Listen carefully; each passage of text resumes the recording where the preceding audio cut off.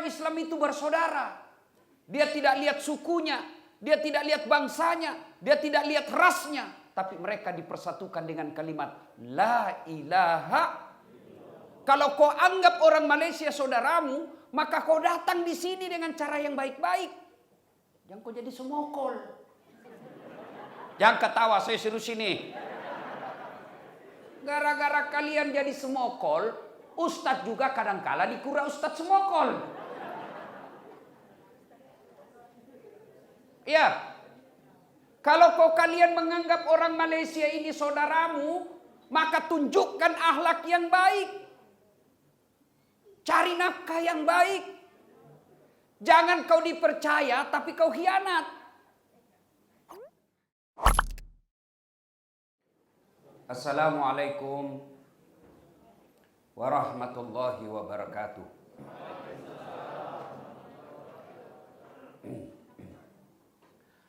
Alhamdulillah.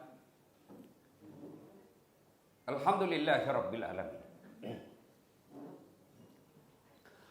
Wa bihi nasta'inu ala umurid dunya waddin. Asyhadu an la ilaha illallah wa asyhadu anna Muhammadan abduhu wa rasuluh. Allahumma salli ala sayyidina Muhammad wa ala ahlihi wa sahbihi ajma'in.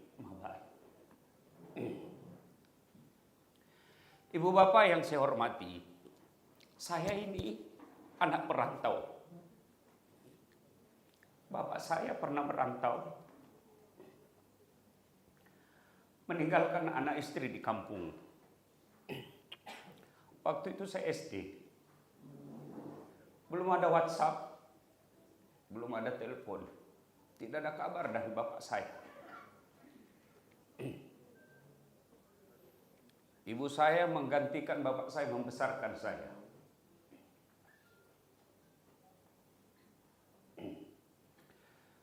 Ibu saya kemudian mengajak saya dan adik saya yang lebih kecil lagi pergi mencari bapak saya di Kalimantan karena tidak ada kabar. Saya SD, adik saya belum sekolah. Di pelabuhan Balikpapan, hampir saya kehilangan adik. Ketika turun dari kapal laut, adik saya jatuh. Karena saya kecil dan ibu saya harus menggendong adik saya. Ketemulah bapak saya di kota namanya Bontang. Saya belum tahu soal kehidupan waktu itu. Tapi yang saya tahu, betapa berat hidup sebagai anak perantau. Dan betapa berat hidup sebagai perantau. Bapak Ibu meninggalkan Republik Indonesia bukan karena tidak cinta negara. Bukan karena tidak cinta keluarga. Tapi situasi kondisi yang memaksa kita. Tanggung jawab kita sebagai orang tua.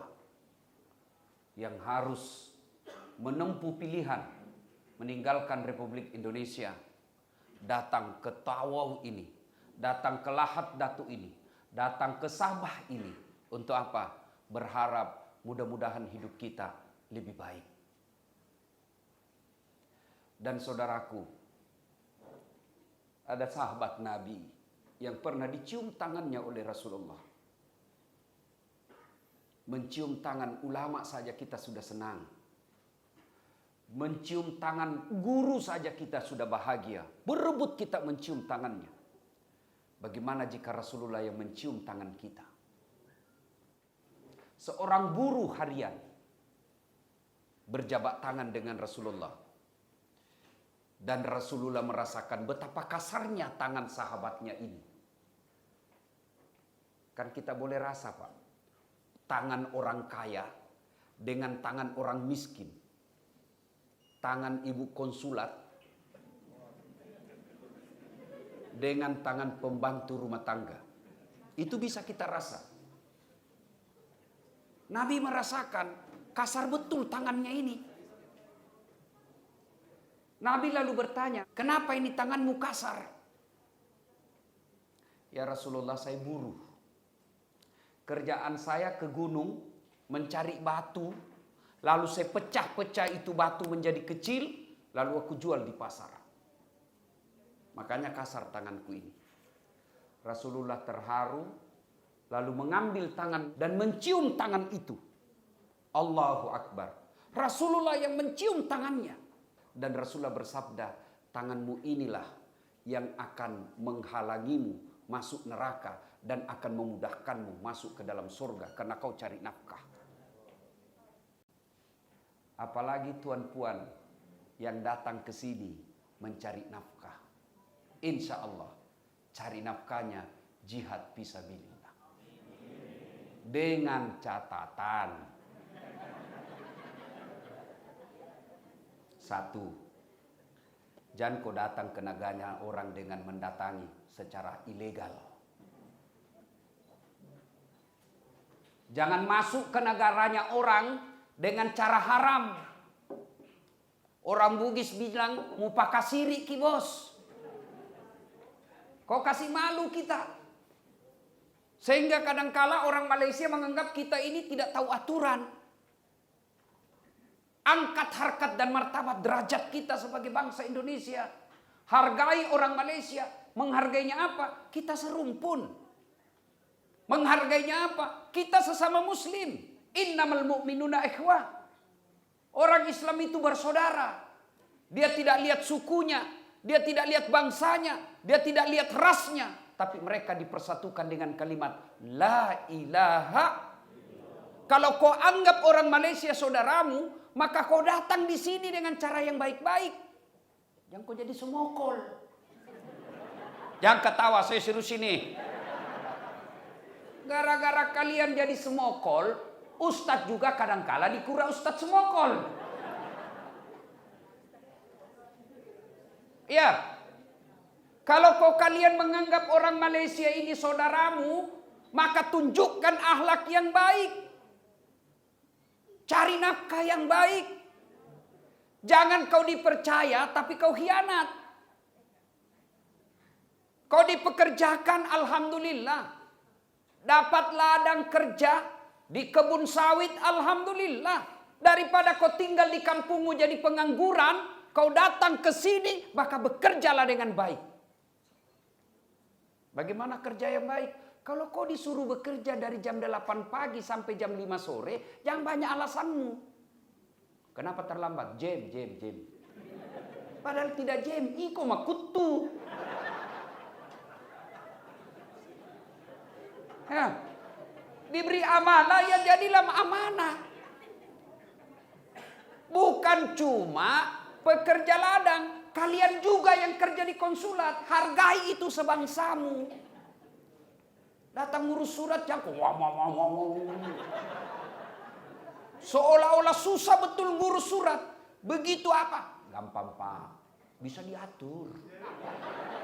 Yang penting,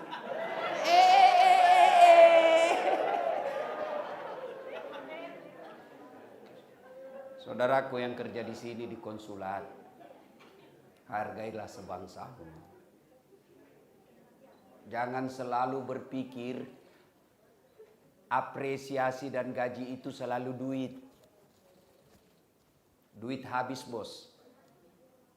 Tapi kalau kau investasi akhlak mulia, kau investasi jasa baik, kau investasi budi pekerti, sampai wafat orang masih mengingatmu. Oh, ada dulu itu pegawai konsulat. Gara-gara dia saya akhirnya menjadi pendatang yang halal. Akhirnya saya bisa bercari nafkah dengan baik. Akhirnya saya punya kebun sebanyak ini. Akhirnya saya punya kekayaan seperti ini. Cari itu. Sudah meninggal ya Ji. Kau cari anaknya. Cari anaknya. Saya mau kasih hadiah. Saya mau belikan dia mobil. Gara-gara bapaknya itu saya bisa dapat seperti ini. Tapi kalau kau cuma ringgit. Nah kasih kau 200 ringgit. Ini. Keluar dari kantor apa namanya bilang? Makan kau itu. Orang Bugis bilang, Andre lebu wajah. Macam mana hidupmu mau berkah kalau kau dapat uang kau disumpahi? Bagaimana hidup kita mau berkah? Orang kasih duit tapi disumpahin. Kita ini orang Melayu. Kita ini orang Islam. Kau urus saja kerjaanmu dengan baik. Kami tahu berterima kasih. Tidak perlu kau minta. Layan dengan baik.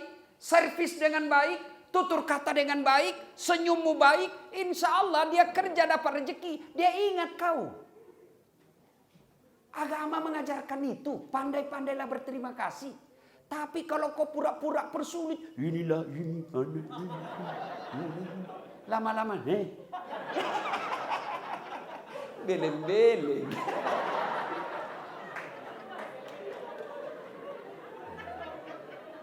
Tuh. Satu. Datang dan bekerjalah dengan baik. Dua. Demi Allah, kalian semua datang ke sini, mau akui atau tidak, kau pergi cari hidup dunia. Ibu konsul, Pak konsul dari KK, bohong kalau dia bilang bukan dunia Ustaz. Ini demi bangsa dan negara. Tidak mungkin. Semua kita, Ustadz juga begitu. Sudahlah, kita semua ini untuk dunia. Saya tanya, siapa yang punya dunia? Ayo, Bu Konsul. Ada pensiunnya bos. Pak Konsul, mutasi. Tergantung aja menteri dalam negeri, luar negeri. Kalau dia senang, jadi kok konsul. Kalau tidak, biar Pak Ibu menteri dalam negeri, luar negeri senang. Kalau istrinya tidak senang, tidak jalan. Kan begitu kita ini di dunia. Suaminya yang menteri, istrinya lebih menteri. Iya, biar Pak konsul Keke senang, kalau istrinya tidak senang, tidak jalan suratnya. Memang begitulah hidup. Nah, siapa yang punya dunia? Allah Subhanahu wa Ta'ala. Artinya, tidak mungkin kalian berjaya di dunia kalau yang punya dunia kau tinggalkan. Tidak mungkin itu rumusnya. Contoh, saya datang ke Tawau. Saya kenal Haji Baco. Haji, saya mau pergi Tawau, tapi tidak ada kereta. Gampang Ustaz. Mau kau kereta apa saja ada. Mau kau ninja ada. Tenang. Akhirnya apa? Tapi dia bilang Haji Baco, saya ada di Turki. Tak payah risau. Tenang. Dia teleponlah anaknya Haji Baco. Saleh. Ada itu Ustaz datang. Kau pergi ambil di airport. Isi kereta, kasih full bensinnya, minyaknya kasih full. Jangan lupa kau kasihlah pembeli Milo. Hah? 1 jam kemudian datang si Soleh, anaknya Jibaco. Ustaz, ini ada salam dari Bapak. Ini ada kereta Ustaz gunalah selama di Tawau. Ini pembeli Milo. Kenapa ada? Sini cepat.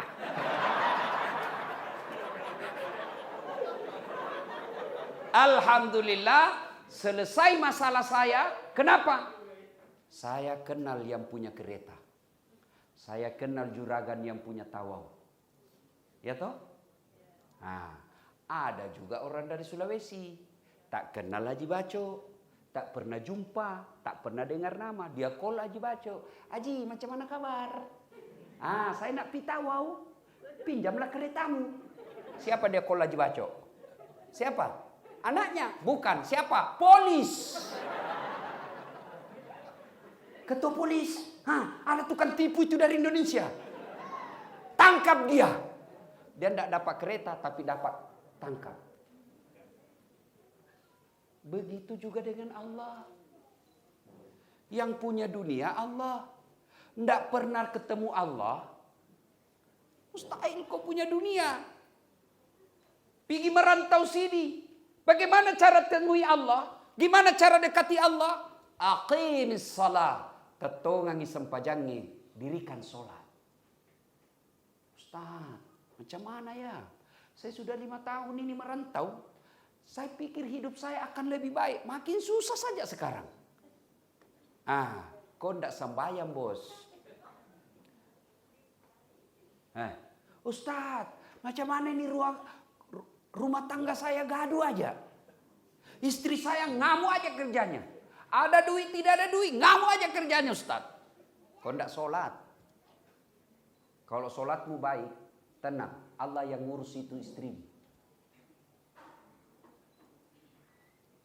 Tiba-tiba sakit. Ya Allah, capek sudah saya, ya Allah. 5 tahun saya sini sakit terus, ya Allah. Saya sudah capek di sini. Allah dengar malaikat. Karena dia sudah capek, cabut nyawanya.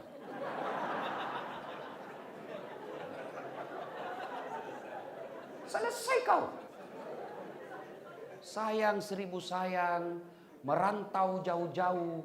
Dari Parepare. Dari Bone. Dari Endrekang. Merantau ke sini cari dunia. Lalu kau tidak sholat. Na'udzubillah min dzalik. Kaulah orang yang paling sial di dunia. Coba kalau sholat. Kecil buat Allah kasih kamu. Kecil. Apa susahnya Allah memberikan apa yang kita mau?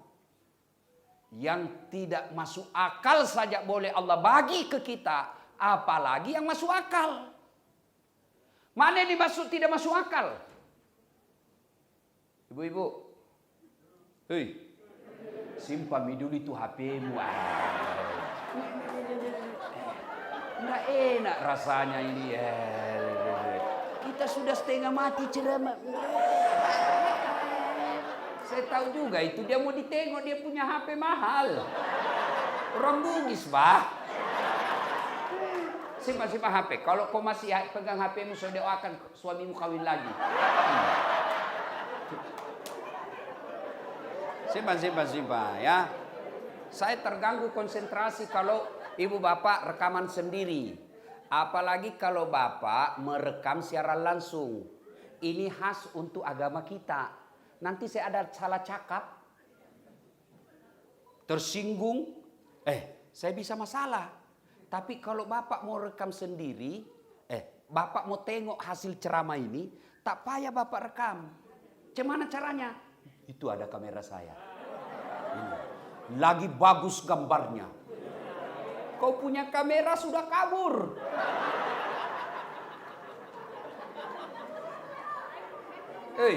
Jangan ketawa. Paja ini yolo merekam, maka daka ayah merekam nih. Si semelo mangkalinga ye.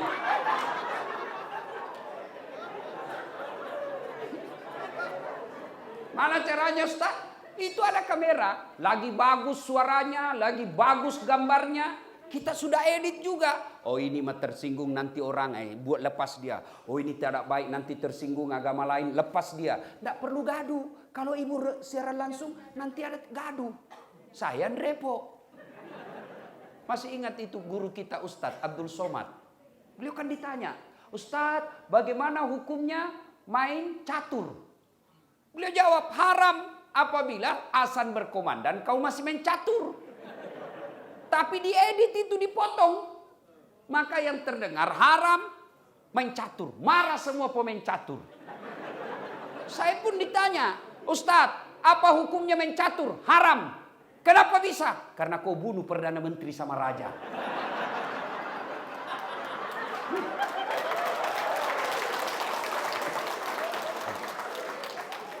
Nah, sudah ya? Simpan ya? Ada lagi rekam. Macam mana caranya? You nonton YouTube. Tengoklah tu. YouTube tulis saya punya jenama. Ipin Upin. Tulis Dasat Latif Konsulat RI di Tawau. Keluarlah itu. Sudah itu jangan lupa like and share.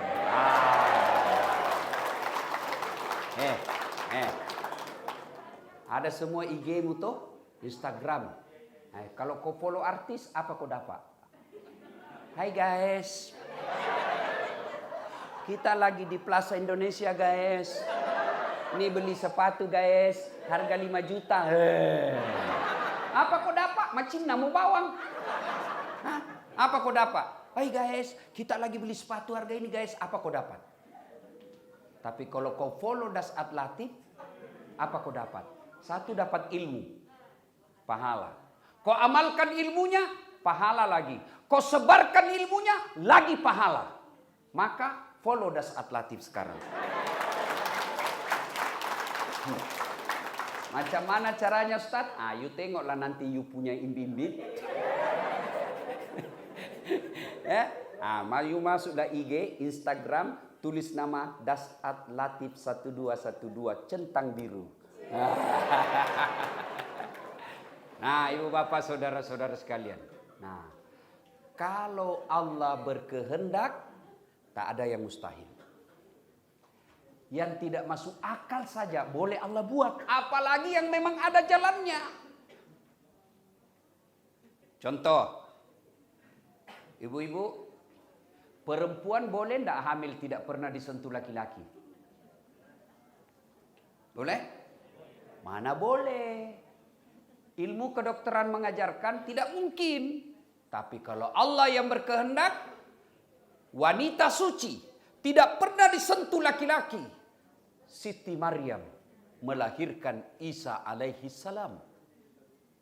Coba.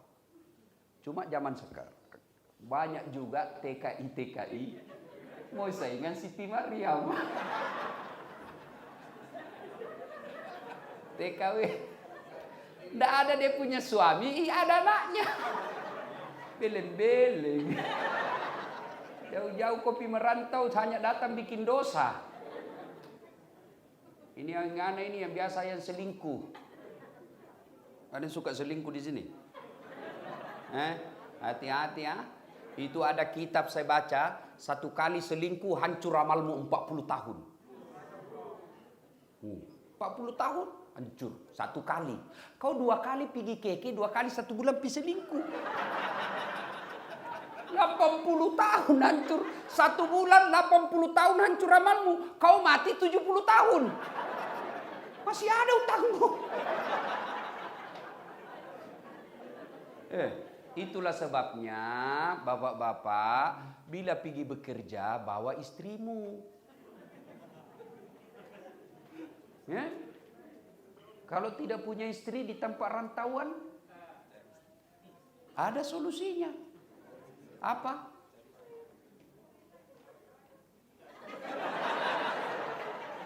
Tapi ada ibu-ibu di sini marah kalau kita bahas. Itu, Bu, dengar ya. Boleh tidak setuju poligami? Boleh, boleh. Mamanya Cek bilang begini, saya setuju poligami, boleh aja. Itu sunnah. Yang penting bukan suamiku.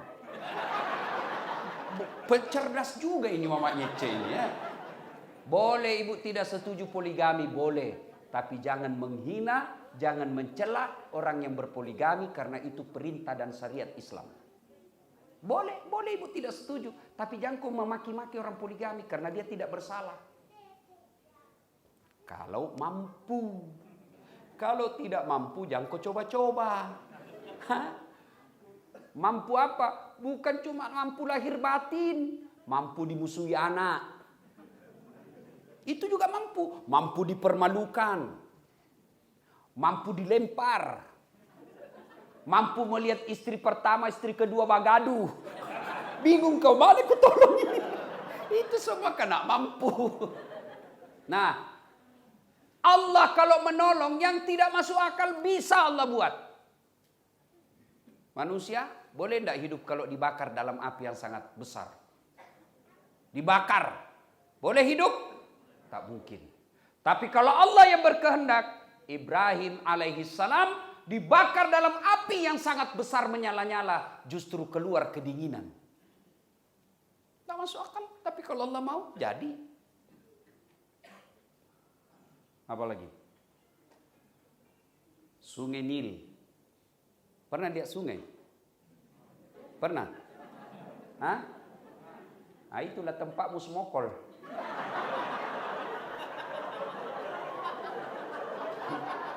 Sungai dari Sebati. Polis.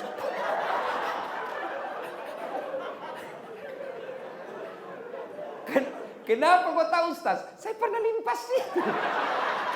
Oh, kadang-kadang gimana olah sebokol itu sungai, kalau airnya mengalir ke kanan, benda yang ada di atas sungai itu pasti mengalir ke kanan. Tapi sungai Nil, airnya mengalir ke kanan, petinya Nabi Musa kecil waktu itu mengalir ke kiri.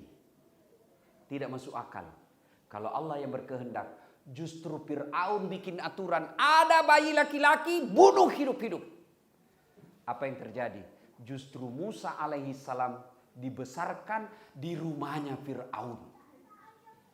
Barang tidak masuk akal kalau Allah yang mau. Kecil. Sini.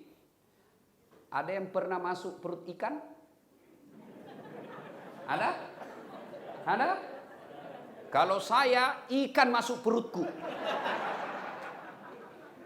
Tapi kalau Allah yang berkehendak, Nabi Yunus alaihissalam 40 hari dalam perut ikan, keluar selamat. Kalau Allah mau. Tidak masuk akal. Tapi kalau Allah mau, terjadi. Ada yang pernah tidur di sini 3 hari 3 malam tidak pernah bangun? Ada? 24 jam saja tertidur, bangun pening kepala.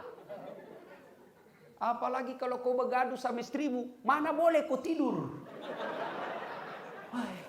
Wih, mak jalok sih dah comok. Iya toh? Nah, mana bisa kita tidur berhari-hari?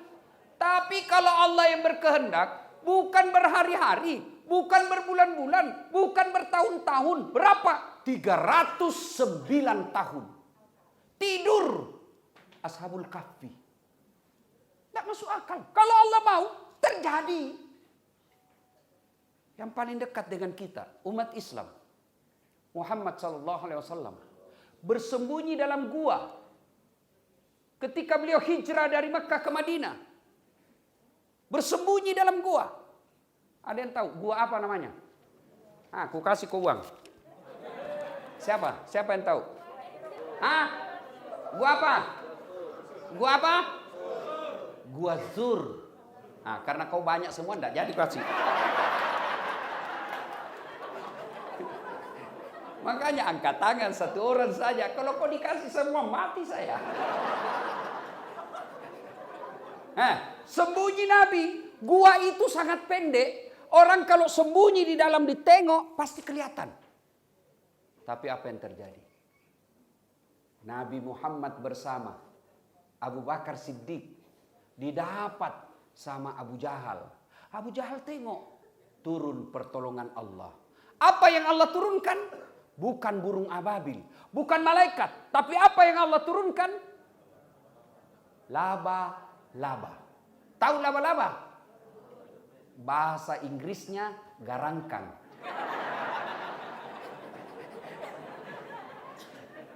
Ya, spider. Boleh cakap, boleh tahan batu Ustaz. Dia guna bahasa putih, spider. Lalu Abu Lahab berkata, tidak mungkin ada manusia di dalam. Kalau ada manusia di dalam, pasti koya ini sarang laba-laba. Ngintip lagi, terbang burung merpati. Lalu Abu Lahab berkata, tak mungkin. Kalau ada manusia di dalam, tidak mungkin ada ini merpati dan ini sarang laba-laba. Dengan izin Allah, kekuatan Abu Jahal dikalahkan oleh akalnya sendiri. Kalau Allah mau. Maka kecil bos. Perantau punya kereta kecil. Perantau datang ke Sabah sini, nak punya kebun sawit kecil buat Allah kalau Allah mau. Kecil buat Allah kasih kau rumah di sini. Kecil buat Allah lunasi utang-utangmu. Allah cuma minta, sini kau dekati saya. Saya kasih kau. Ya Allah, lunasi utang-utangku. Ya Allah, murahkan rezekiku. Ya Allah, berikan saya rumah. Ya Allah, saya capek ngontra-ngontra. Allah dengar doamu, saudaraku. Allah jawab doamu. Apa jawaban Allah? Hayya 'alal falah. Sini kau. Bapak tahu artinya hayya 'alal falah. Sini saya kasih kau yang kau mau. Kasih kau kemenangan. Hayya 'alal falah. Sini saya kasih kau kemenangan. Itu jawaban Allah atas doamu. Tapi apa yang kita jawab? Tunggu. Lagi sibuk. Ini ada ibu konsul. Punya ajudan. Kalau ibu konsul panggil ajudan. Ajudan. Itu ajudan. Biar lagi dia makan. Langsung lompat. Siap ibu. Perintah. Iya tunggu. Ada kira-kira ajudan dipanggil ajudan. Tunggu dulu ibu. Ajudan. Ibu tidak lihat saya sibuk. Wah.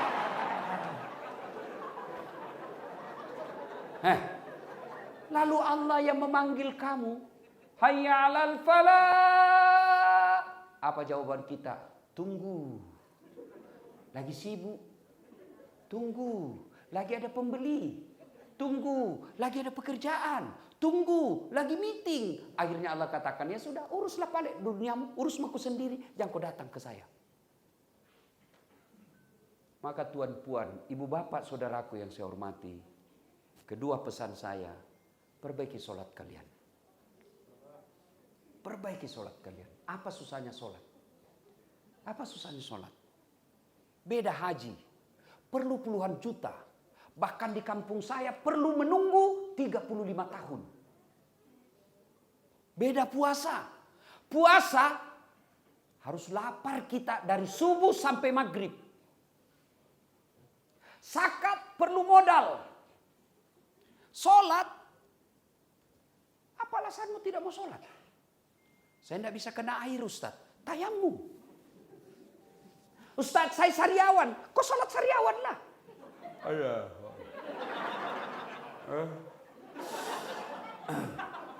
Baik. Allah tahu kau lagi sakit. Jangan ketawa, saya serius ini. Apa lagi alasanmu? Ustaz, saya tidak bisa berdiri. Duduk kok. Duduk. Saya tak boleh duduk Ustaz. Kenapa? Ada bisul 5 di pantatku. Ya kau baringlah.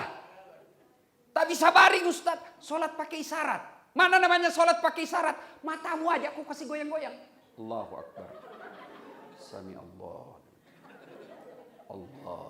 Ah, itu sholat pakai isyarat. Tak mampu juga sholat isyarat Ustaz. Kau sholatlah dalam hati. Mana-mana masalah dalam hati, bibir tidak bergerak, tangan sudah tidak bergerak, mata pun tidak bergerak. Pejamkan saja matamu, bayangkan lagi ruku, baca doa ruku. Tidak bisa juga sholat dalam hati Ustaz. Kau ambillah kain putih, bungkus dia, bawa dikubur. Apa lagi? Apa pi? Ustaz, kita lagi di tengah hutan Ustaz. Kita tidak ada, ini bau keringat, ini kotor, kita punya baju. Ada debunya, ada lumpur. Kau sholatlah dengan lumpur itu. Karena lumpur bukan najis. Ini ada engine, minyak engine. Penemanannya oli Ustaz. Oli kiri, oli kanan. Allah tahu kamu tidak sengaja. Silahkan kau sholat. Macam mana Ustaz? Kita lagi di sungai. Lagi di laut tangkap ikan. Ikan.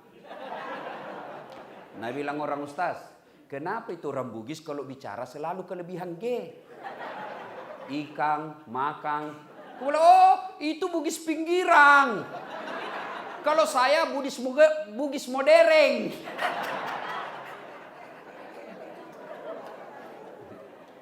Bu Konsul orang Bugis ini tidak mau kalah sama Udin. Kalau Ibu Konsul pernah dengar ada Udin sedunia. Orang Bugis ada juga namanya Ambok sedunia. Ambok yang banyak rezekinya namanya Ambok Dalle. Ambok yang bekerja untung terus namanya Ambok Upe. Ambok yang tidak pernah lolos undi namanya Ambok Sakka.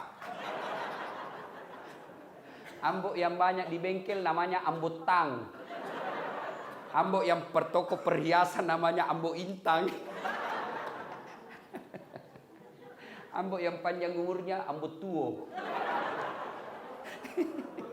Itu Orang Bugis. Boleh tahan Pak ini orang Bugis. Alhamdulillah. Nah ibu bapak saudara-saudara sekalian. Saya di tengah laut Ustadz. Lagi mancing. Masuk sholat. Saya tidak tahu kiblat. Kau lihatlah mana matahari terbenam. Oh situ matahari terbenam. Kau takbirlah. Allahu Akbar. Tapi lagi sholat tiba-tiba perahu goyang. Tak payah kau juga goyang-goyang begini.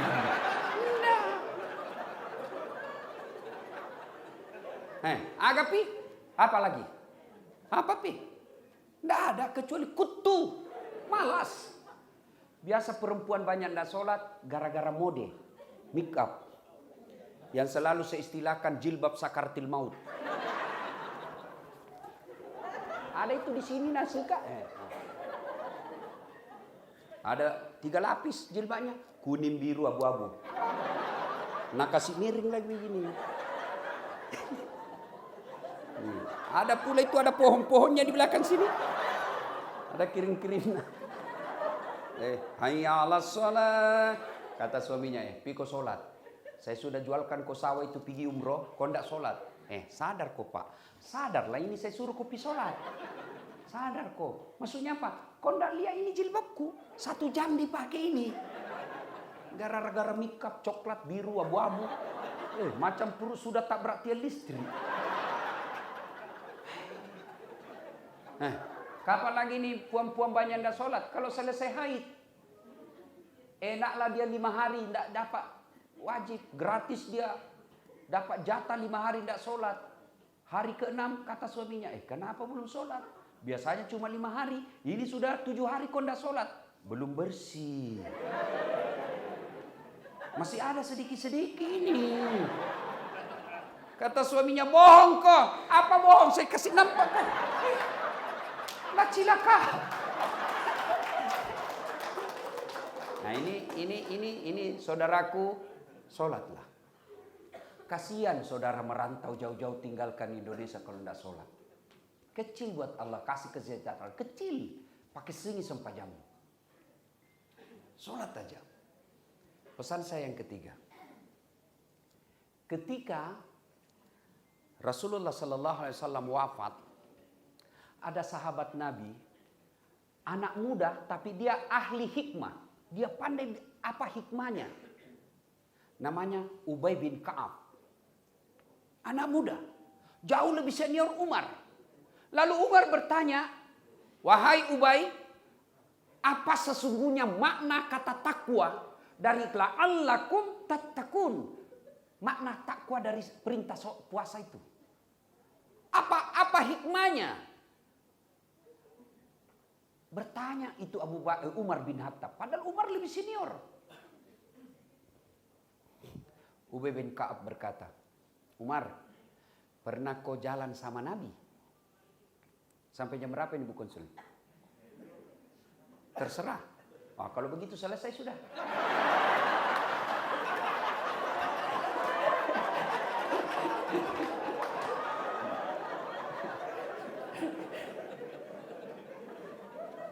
Salatullah, salamullah, ala toha rasulillah. Salatullah, salamullah, ala yasin. Alhamdulillah. Nah, Ubay bin Ka'ab berkata, Umar, pernah kau jalan bersama Nabi? Pernah. Ketika menghadapi jalan yang penuh duri, batu-batunya cadas, bisa mekoyak kita punya telapak kaki. Bagaimana sikap Nabi? Apakah Nabi tinggalkan tempat itu atau Nabi tetap jalan? Umar bin Khattab menjawab, tetap jalan. Cuma Nabi ada perubahan. Apa itu? Dia linting bajunya, lalu gamisnya diangkat naik, kira-kira seperti ini. Ya, orang Arab coba lihat kan gamisnya itu kalau ada dia kasih gini. Lalu Nabi berjalan dengan sangat berhati-hati karena ada duri. Jangan lanjut ke sana, terlalu jauh. berhati-hati. Lalu Ubay bin Ka'ab menjawab, itulah takwa, penuh kehati-hatian. Hati-hati apa? Satu, hati-hati memilih kawan. Banyak orang merantau dari Sulawesi, baik. Salah memilih kawan. Akhirnya apa? Dia juga jadi rusak. Nabi menjelaskan, kalau kau bersahabat dengan penjual parfum, kalau kau tidak dapat parfumnya, kau dapat wanginya. Kalau kau bersahabat dengan pandai besi, tukang las-las, kalau kau tidak dapat apinya, kau dapat hawa panasnya. Maknanya apa? Kalau kalian bersahabat dengan orang-orang baik, kalian akan mendapatkan kebaikan dari dia. Kalau kau tidak bisa menjadi baik juga, paling tidak dia tidak jahat sama kamu. Sebaliknya, kalau kau bersahabat dengan orang-orang jahat, kalau kau tidak ikut menjadi jahat, kau dapat kejahatannya dia. Contoh, ambil itu sedikit. Itu bagian dari mengganggu konsentrasi. Nah, saya tanya, bila saya jalan sama Ustadz Amin, tiba waktu sholat, pasti saya bilang, Ustadz, boleh tunjuk di mana masjid yang baik di sini kita sholat. Kalau saya jalan sama Ustadz. Tidak mungkin saya jalan sama Ustadz, lalu saya bilang, Ustadz, di mana panti pijat paling bagus di Tawau? Tidak mungkin tuh. Langsung Ustadz Amin bilang, apa ini Ustadz kejili-jili? Iya kan? Ketika kita bersama orang baik, kita akan mendadak ikut menjadi baik. Maka saudaraku, Anda jauh mencari nafkah ke Tawau, Anda jauh mencari nafkah ke Sabah, hati-hati mencari teman. Lihat dulu. Bagaimana cara melihat teman yang baik? Lihat aja sholatnya. Kalau sholatnya baik, baik itu. Yang kedua, lihat akhlaknya. Akhlaknya bagaimana ukurannya? Lihat tutur katanya. Kalau ngomongnya kasar, tidak bagus itu. Kalau ngomongnya memaki, tidak bagus. Maka lihat akhlaknya. Tiba waktu sholat, cari sholat. Tutur katanya, tabe ki. Jawa, monggo, matur nuwun, enje, panjenengan. Itu baik. Lihat akhlaknya. Yang kemudian, lihat amanahnya. Kalau dia amanah, insya Allah, bagus itu. Tolong saya pergi dulu ke Sulawesi. Tolong jaga saya punya kendaraannya. Kalau dia jaga baik-baik kendaraanmu, itu teman yang baik. Tapi yang tadinya parking di sini, kita balik, sudah parking sini. Itu tidak bagus jadi teman, tidak amanah. Karena orang yang khianat, dia merusak masa depan kita. Dipercaya baik-baik, justru dia khianati kita. Maka hati-hati memilih teman. Bagaimana cara milih teman itu aja lihat. Sholatnya, akhlaknya yang baik, amanahnya. Berikutnya, hati-hati memilih jodoh. Kan ada anak muda di sini toh? Ada gadis sini kan? Atau merasa gadis? Hati-hati. Ya, hati-hati. Salah memilih pasangan hidup bisa repot hidupmu sampai akhir hayat. Kan sering mati juga kita kalau punya istri tukang ngomel. Ada duit, tidak ada duit, ngomel aja kerjanya. Tapi heran juga saya, ada orang begadu, bertengkar tiap hari, matampu sih.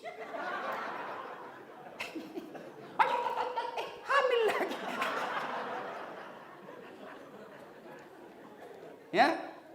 Nah, bagi saudaraku yang merantau, masih bujang dan anak darah, tak payah kau pacaran.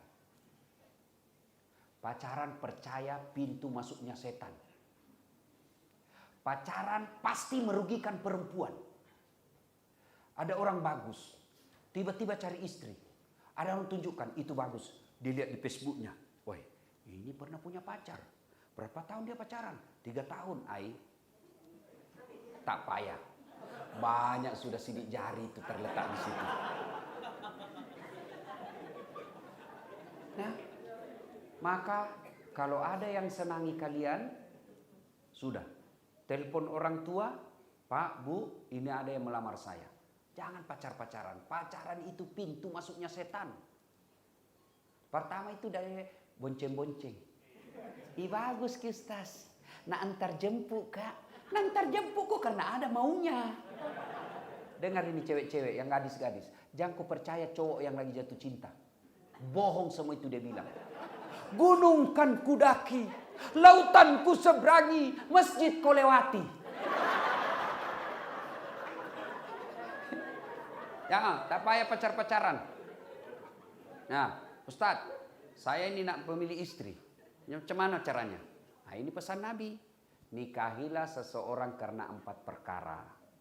Pertama kata Nabi, li jamaliha, lihat cantiknya. Cantik penting, tapi jangan kau jadikan ukuran utama. Kenapa? Cantik ada batasnya. 17 tahun dia cantik, 20 tahun masih cantik, 30 tahun masih cantik, 75 tahun hilang cantiknya. Maka kalau kau cintai perempuan, kau nikahi perempuan karena cantik semata, maka siap-siap kau kecewa karena pasti hilang cantiknya. Apalagi zaman sekarang. Kau lihat Facebooknya cantik fotonya. Oh hati-hati, ada filter, ada kamera 360. Dari mana datangnya cinta? Dari Facebook turun ke WA. Dari mana datangnya kecewa? Setelah ketemu ternyata berbeda.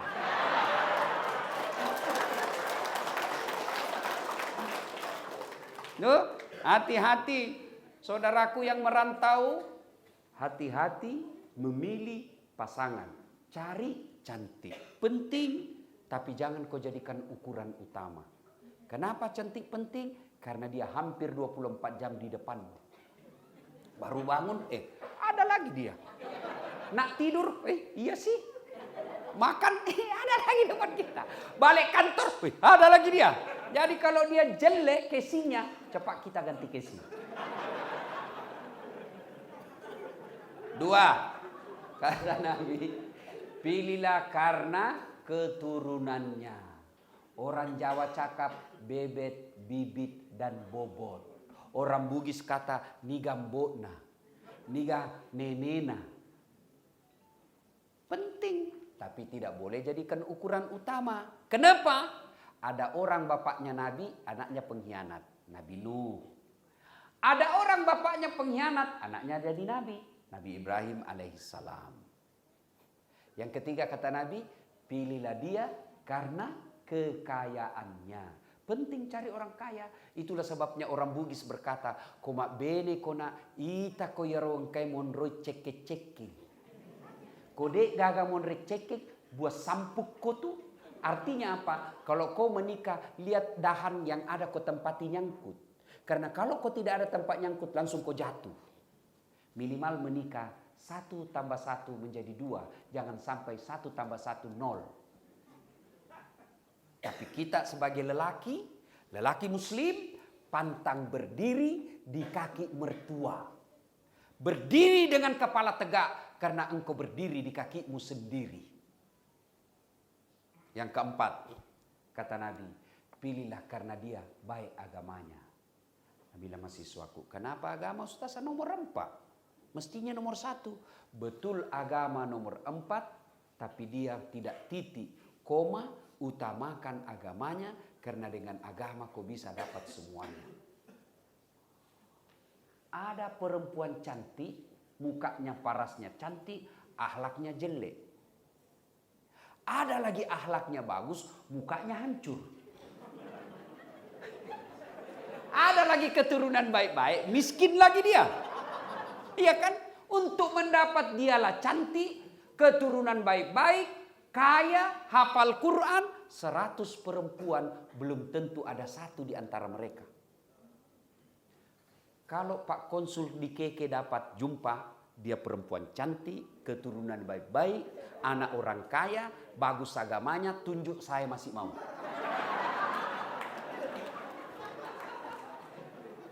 Nah, tuan puan yang saya hormati, pada akhirnya mari hati-hati memilih kawan, hati-hati memilih pasangan. Karena salah satu unsur fid dunya hasanah, keselamatan di dunia, kebahagiaan dunia adalah punya pasangan yang baik agamanya. Hendak dan nak kita berlama-lama, tapi apa boleh buat, waktu jualah yang membatasi kita. Insya Allah lain waktu dan kesempatan kita jumpa lagi. Titip terakhir, tidak mungkin Anda bisa berjaya di sini tanpa sholat dan sabar. Ista'inu bis sabri wassalah. Jadikan sabar dan sholat sebagai penolongmu. Insya Allah, Allah yang akan menyelesaikan semua masalah-masalahmu. Sabar dalam merantau. Tidak semua kita merasa nyaman. Kita tidak mau jauh-jauh dari keluarga. Tapi inilah takdir yang Allah berikan. Maka pilihannya, perbaiki sholatmu, tingkatkan kesabaran. Insya Allah dengan sabarmu, innallaha ma'as sabirin. Allah bersama orang-orang yang sabar. Dan meskipun kalian jauh mencari nafkah, jangan pernah berhenti mencintai negaramu. Negara kita, negara Republik Indonesia, negeri yang sangat baik dan istimewa. Karenanya cintai meskipun negara kita belum mencintai kita sebaik yang kita inginkan. Bagaimana mencintai negara? Jangan kau buat malu Republik Indonesia di tanah jiran tetangga kita Malaysia ini. Bekerja dengan cari nafkah dengan baik, angkat harkat dan martabat negaramu, cintai negaramu. Insya Allah, Allah berikan keberkahan dalam hidupmu. Demikian, lebih dan kurangnya mohon dimaafkan. Sebelum saya akhiri, saya nak berpantun.